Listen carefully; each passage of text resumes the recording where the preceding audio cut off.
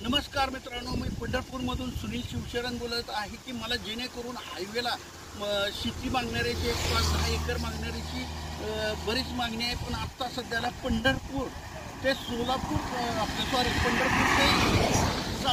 पंढरपूर ते सातारा हायवेला आता माझ्याकडे 4.5 एकर एक पाईट हायवेवर तर दुसरा पाईट शेतामध्ये असा आलेला आहे. त्यामध्ये एक पाण्याचा सिंचनाची सोय म्हणजे दोन विहिरी आहेत, एक स्वतंत्र विहीर, एक सामायिक विहीर, 2 बोर आणि भाटघर कॅनल लास्टपर्यंत आहे. पाणी पुष्कळ आहे.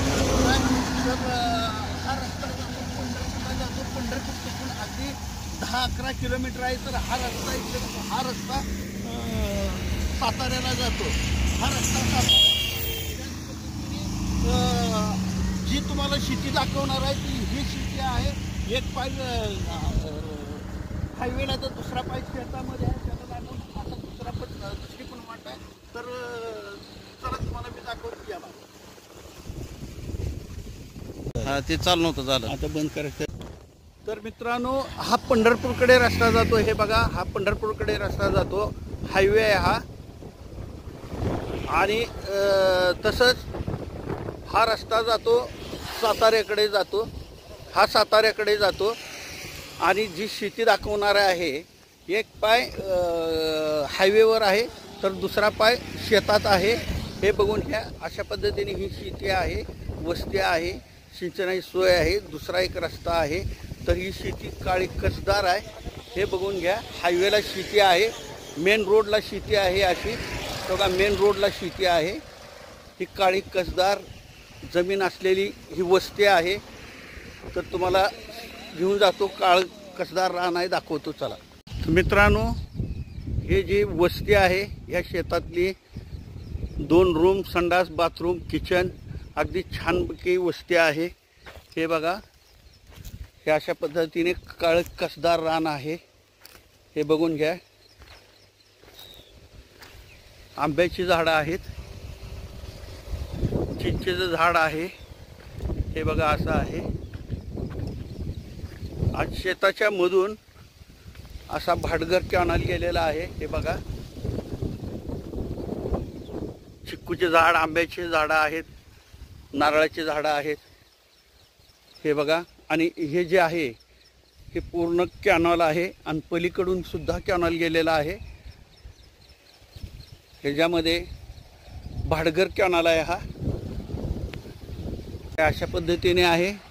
रोडलाच आहे. हे रोडला लागून, हायवेला लागूनच ही शेती आहे. फ्रंटेज मोठा आहे. जवळजवळ 150 फुटाच्या वर असेल. अंदाजे 150 फुटाच्या, 150 ते पावणे 200 फूट फ्रंटेज आहे. हे बघून घ्या. तर चला, आता मी तुम्हाला दुसरं क्षेत्र दाखवतोय. आता चला, ही वस्ती वगैरे आहे, ह्याला लागून जे आहे बाकीची शेती दाखवतो. चला. तर बघा, हे अशा प्रकारे शेती आहे. संपूर्ण हायवेला लागून अशी शेती आहे. हा पण रस्ता आहे, संपूर्ण शेताला रस्ता आहे. आणि हा फाटा आहे, भाटघर फाटा आहे. हा भाटघरचा फाटा आहे. हे बघा, अशा पद्धतीने त्या ऊसाच्या अलीकडे बसून इथे विहीर आहे. या झाडाखाली तुम्हाला विहिरीपाशी घेऊन जातो. काळ कसदार रान आहे. अगदी पाण्याची, सिंचनाची सोय पण चांगली आहे. तर चला, तुम्हाला मी विहिरीकडे घेऊन चलतो. चला. हे बघा, ही संपूर्ण रान बघून घ्या. अशा पद्धतीने आहे. 3 बाजूने रस्ते आहेत. 3 बाजूने रस्ते आहेत. ह्या घराच्या जे नांगरलेलं क्षेत्र आहे, हे बघा, हे घर आहे. ह्या घराच्या पाठीमागून ते हे झाडी वगैरे, पुढे तुम्हाला मी वस्ती दाखवलेलीच आहे. हे बघा, हे अशा पद्धतीने शेती आहे. हे आसपास बघा, संपूर्ण ऊसाचं क्षेत्र आहे. असं ह्याला लागून त्यांना विकायची कारणामुळे ह्यांनी केलेली नाही शेती यावेळेस. हे बघा, अशीच ते चिंचाच्या झाडापासून पुढे ते बंगले दिसतात तिथपर्यंत शेती आहे. 3 रस्ते आहेत ह्याला.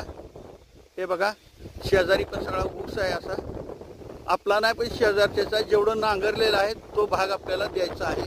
हे बघा, अशा प्रकारे बाकीचा बाजूचा परिसर आहे.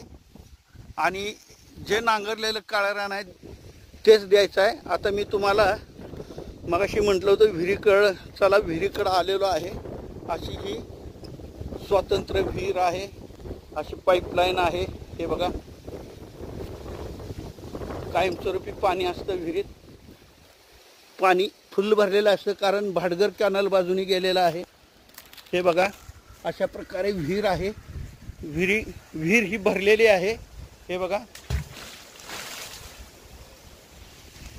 2 बोर आहेत. आता मी तुम्हाला शेताच्या अगदी लास्टच्या कडेला घेऊन चलतो. चला, हे बघा, ह्या चिंचेचं झाड आहे. ह्या चिंचेच्या झाडाखाली दुसरी विहीर आहे. फक्त पाण्याचा हिस्सा आहे. हा रोड आहे, तिन्ही बाजूनी रोड आहेत शेताला. हे बघा, ह्या द्राक्षाच्या मळ्याच्या अलीकडपासून असा हा पण रोड आहे. आता मी चिंचेच्या झाडाखालच्या विहिरीत नेतो, तुम्हाला विहीर दाखवतो. चला,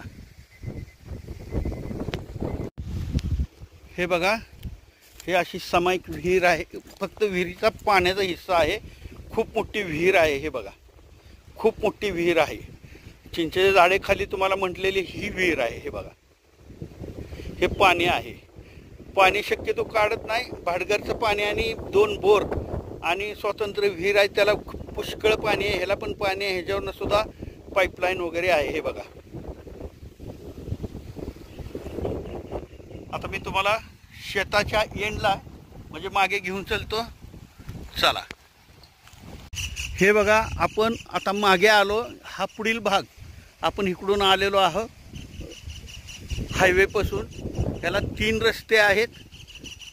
तिन्ही रस्त्यात जे नांगरलेलं आहे ते आपलं आहे बरं का. हे बंगल्याच्या अलीकड एंड ह्या झाडापर्यंत ही प्रॉपर्टी आहे. अशी एकूण 4.5 एकर प्रॉपर्टी आहे. त्या बंगल्याच्या अलीकड जे नांगरलेलं दिसतं हे झाड, हे नांगरलेलं दिसतंय ना, इथून हे संपूर्ण नांगरलेला भाग. काळं कसदार रान आहे. मध्ये थोडंसं करलं पण आहे. हे बघा, इकडं हायवे आहे. पूर्ण ऊस आहे ह्या भागामध्ये.